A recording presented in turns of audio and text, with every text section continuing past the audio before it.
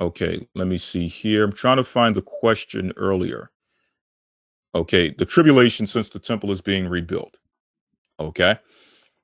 Now, let's go to the book of St. Luke, the 20th chapter. Okay? Or St. Luke 21. All right? Because the reality is that the Israelites, the children of Israel, have been under tribulation, okay, since the fall of Jerusalem. I mean, really, when you go through our history has always been a tumultuous one, okay? A one that's chaotic, a one filled with mischief, warfare, rebellion, so on and so forth, okay? Now, of course, I know people, we also have the prophecy of tribulation, or what some may call the Great Tribulation, when you read in the prophet Daniel about the final 7 years, so on and so forth. Okay. So let's go to the Bible first in the book of St. Luke, chapter 21, verse 20, to see what Christ has to say about the Israelites in tribulation. It says here in the book of St. Luke, chapter 21, verse 20, and when ye shall see Jerusalem compassed with armies, then know that the desolation thereof is nigh. Then let them which are in Judea flee to the mountains, and let them which are in the midst of it depart out, and let not them that are in the countries enter thereinto.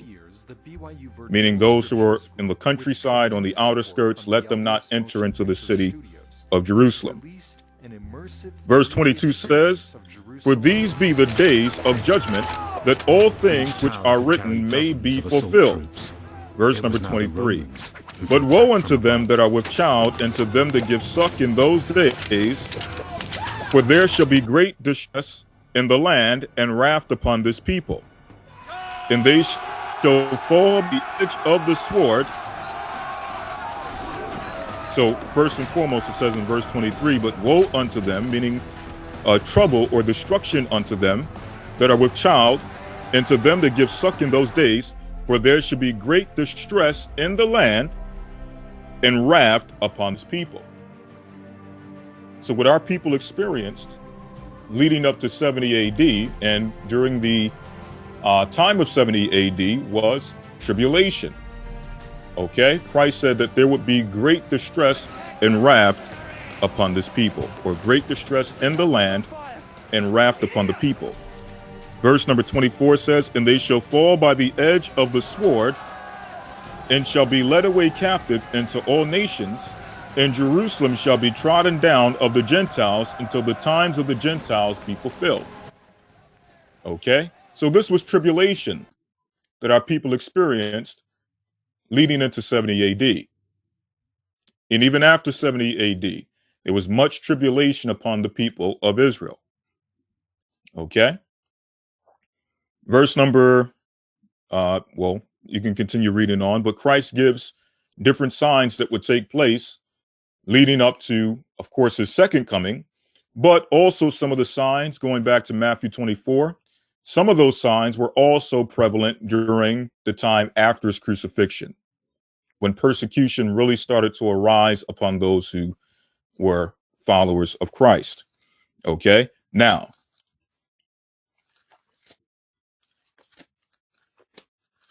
so yes, we've been in tribulation since the time of 70 AD. Okay, but it is, in a word, the question is, will there be what some people may call a great tribulation?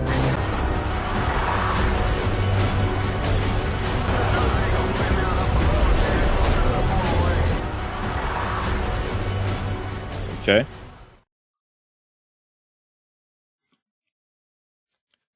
And what we call the Great Tribulation is likened unto the birth pangs of a woman, which is why the scripture I'm looking for is very key.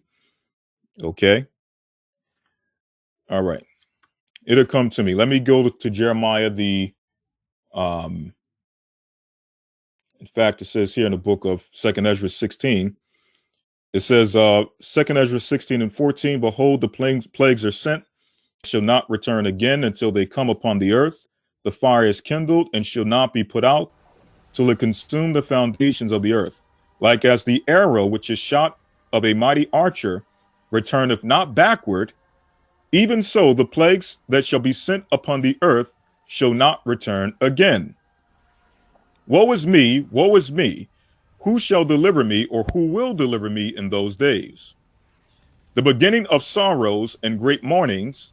So it is the beginning of sorrows, the beginning of tribulation, the beginning of distress, the beginning of famine and great death, the beginning of wars, and the power shall stand in fear, and the beginning of evils. What shall I do when these evils shall come? Behold, famine, plague, tribulation, and anguish are sent as scourges for amendment. Okay, so it goes into the, yes, this is what I'm looking for. Second Ezra 16, chapter 16, verse 38. It says, as when a woman with child in the 9th month bringeth forth her son, within 2 or 3 hours of her birth, great pains compass her womb, which pains when the child cometh forth, they slack not a moment. Even so shall not the plagues be slack to come upon the earth, and the world shall mourn, and sorrow shall come upon it on every side. Okay? So, yes, we had tribulation going back to 70 AD. We've been in tribulation. We've been in distress. We've been in sorrow since that time. And that sorrow will heighten as the birth pangs grow, or as the birth of our nation, if you will, comes to its fullness. All right. So the closer we come to our deliverance, the more painful the birth pangs will become, or the tribulation will become. So let's go to the book of Jeremiah 30.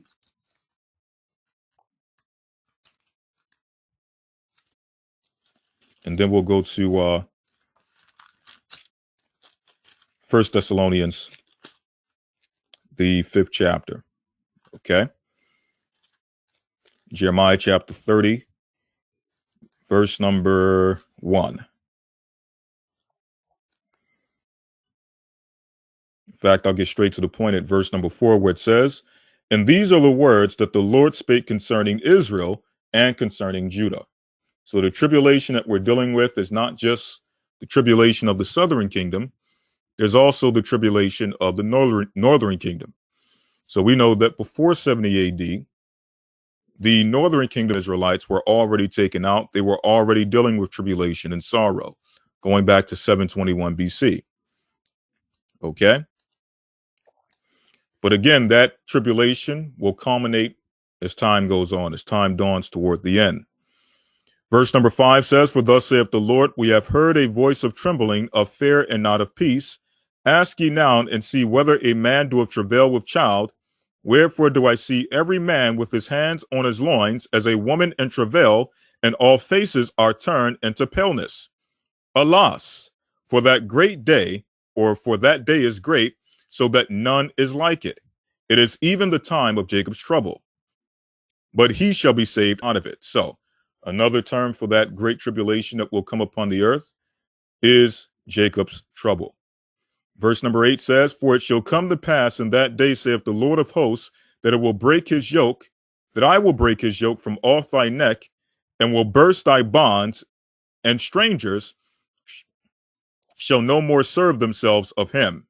So this is also a part of Jacob's trouble. The Most High is doing this to ultimately break the bonds that the Gentiles have upon us. But before that can take place, we must go through great pain and tribulation. Now, getting to the actual question, are we in that tribulation based on the idea that they are building a third temple? Okay. Let's go to the book of 1 Thessalonians, the 5th chapter. It's a foregone conclusion that this Okay. third temple is going to And we constantly hear this from year to year. You constantly hear that a temple is being built. A temple is being built, but really nothing comes to fruition. Okay. But here it says in the book of 1 Thessalonians chapter 5, verse number 1, and the one I really want is 1 Thessalonians or 2 Thessalonians 2. That's the one I really want. I'm going to read here in 1 Thessalonians 5 and 1. But of those times and of the seasons, brethren, ye have no need that I write unto you. For yourselves know perfectly that the day of the Lord so cometh as a thief in the night. For when they shall say peace and safety, Good morning, New York City. It is such a beautiful September day today. Although Midtowners, heads up, traffic is going to be bad. Here's why. That's right, a lot of world leaders in town. We've got President Putin, the Pope is going to be in town. So roads are going to be closed off on short notice. Make sure you have a couple different ways to get to work. I am committed to trying to achieve a peace agreement between the Israelis and the Palestinians. The president believes forging a historic peace agreement is possible and believes his son-in-law is especially fit to achieve it. He is so great. If you can't produce peace in the Middle East, nobody can. This is a historic moment for humanity. then sudden destruction cometh upon them as travail upon a woman with child, and they shall not escape. But ye, brethren, are not so in darkness, that day should overtake you as a thief. You're all children of light, and the children of the day. We are not of the night, nor of darkness. Okay?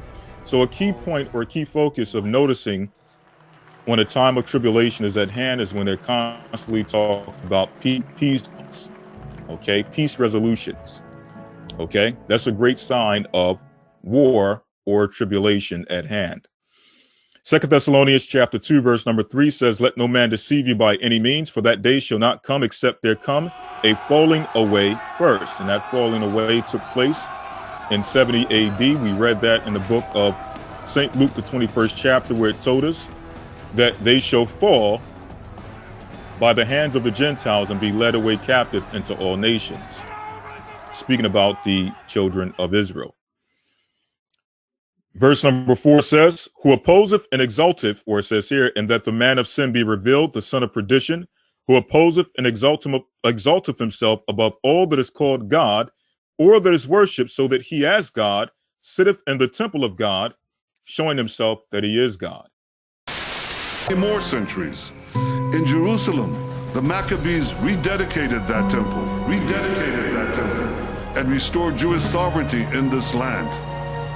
And it was here in Jerusalem, some 2,000 years later, that the soldiers of Israel spoke three immortal words, Hal Habayit Be'adenu. The Temple Mount is in our hands. The Temple Mount is in our hands. Okay, so this took place when the so-called Jewish people went into the land of Israel and began to claim that they were the people of God, that the temple of God had been restored since the Jewish people, or because the Jewish people have gone back into the land of Israel. Okay, so it says here in verse number 5, remember ye not that when I was yet with you, I told you these things. And now ye know what withholdeth, that he might be revealed in his time. For the mystery of iniquity doeth already work. So the mystery of iniquity, this big mystery of a great antichrist or a man of sin revealing himself to the earth as the opposer of God, Paul is stating that that man or that spirit was manifested during his time. And it was manifested through the Roman Empire. Okay? So everyone is waiting, people are waiting for the third temple and the Antichrist to rise up from the third temple, so on and so forth. A lot of these things, that spirit has already been revealed from the time that Paul and the apostles were operating during the ministry in their time. Okay. Verse number 7 says, for the mystery of iniquity doeth already work. Only he who now letteth will let until he be taken out of the way. Meaning the Most High will allow him to operate until it's time for him to be judged. And then shall that wicked be revealed, whom the Lord shall consume with the spirit of his mouth, and shall destroy with the brightness of his coming. Even him whose coming is after the working of Satan, with all power and signs and lying wonders, and with all deceivableness of unrighteousness in them that perish, because they receive not the love of the truth, that they might be saved. And for this cause, the Most High shall send them strong delusion that they should believe a lie, so on and so forth. Okay? Christ will sit in the temple of God, and he will declare to the whole world that So he is to answer the God. question whether the tribulation period has started since they're building the temple, the reality is that the tribulation has already started. It has started from the time that we have fallen in 70 AD, okay, which caused a complete desolation of the children of Israel. You had the first fall in 721 BC of the northern kingdom. Of course, the southern kingdom went through 4 different captivities, but eventually they were ultimately dispersed from the land forever during the time of 70 AD, okay, where they would never return to the land, okay? So that tribulation, that has already started. Now, as far as a great tribulation, has that started based on the prophecy of a temple being built? There's really nothing that goes into, a temple being built and that being a sign of great tribulation, okay? What they've established already in the land of Israel is already a sign, okay, that the mystery of iniquity not only was working during the time of Paul, but has continued to work from generation to generation and will continue to operate and work until Christ comes to judge them. Okay? So hopefully that answers your question. Going to someone asked about Isaiah 47, verse 2.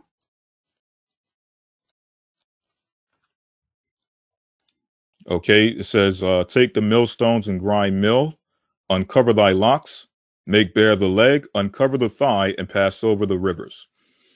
This is poetic language that's being used to describe the judgment of Babylon. Okay, in other words, the Most High stating that this kingdom, the kingdom of Babylon, will go from being the lady of kingdoms to being revealed as being the whore, so to speak, of the earth. Okay, her nakedness will be shown. It says here in the book of, when you go to verse 1, it says, come down and sit in the dust, O virgin daughter of Babylon, sit on the ground, there is no throne. So she will be taken off of her high horse, off of her throne, and she shall be shown for who she really is. Speaking about the kingdom of Babylon. For thou shalt no more be called tender and delicate. Now, verse 3 also gives context to what verse 2 is stating, where it says, in verse number 3, thy nakedness shall be uncovered, meaning she shall be revealed. She shall be exposed. Yea, thy shame shall be seen. I will take vengeance, and I will not meet thee as a man, meaning the Most High is going to judge her by warfare. Okay? Going down here, another verse that reveals the understanding of verse number 2. Verse number 7 says, and thou saidest, I shall be a lady forever, so that thou didst not lay these things to thy heart, neither didst thou remember the latter end of it. So she thought that she would be the lady of kingdoms forever. She would be the sweetheart of the earth forever. But yet the Most High, again, he is uncovering her. He's revealing her true nature, which is the whore of Babylon, as is spoken of in the book of Revelation 17 as well as Revelations 18. Okay.